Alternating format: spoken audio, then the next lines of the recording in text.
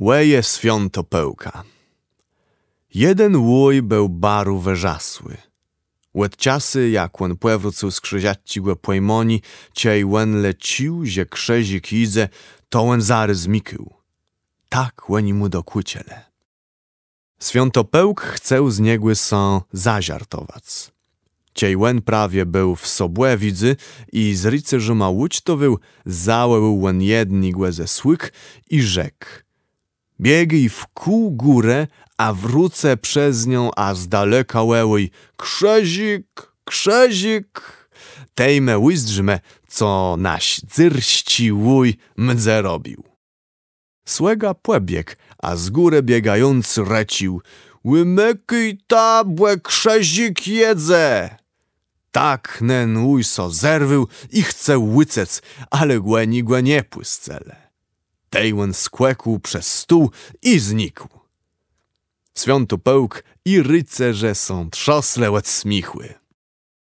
Tery nadbiegł nen słega i łełył: to nie je ziort, le ściery prawda, krzezioce jadą. Góra są zakłyżeła i łeni bele i tom. Łysta wiesołość i krew są zaciła lec. Ksązio ledwie swe ziece zretył. Inny rycerz zakłychił so w przecedny dzewcienie, ale ta wnet wymarła. Jak łen łycił łetym, tak łen siedł do grody w gwercienie, gdzie łena lezia i rzekł do ni: te jest moja łeblebienica. Wstuń! I wymarły wstała, igłę zaprowadzała do wieldzi izbę, gdzie marmurowy płesądź była. Był ti płesąg biskupa. Łena go łebioła i łen łeził. Ten biskup są pitył, cie łen chcę ta panno wzyc za żoną. Ten młody rycerz są zgłedził. Tak ten biskup siedł do innych figur, łebimył je i łene są łeziewiłe. Tery miał slip są łedbec. Wieldzi rech był w grodze.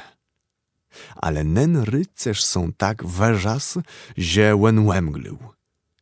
Ciej łen zneł do se przesiedł, był łen na łelnym placy przed bromą grodu.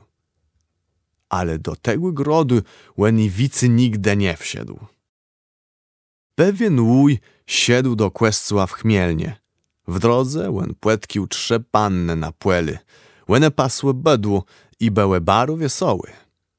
Nen łój ima rzekł: nie tańcuj ta, błedzysy jedzyń pańści. Ale łene są z niego śmiałe i skakałe dali.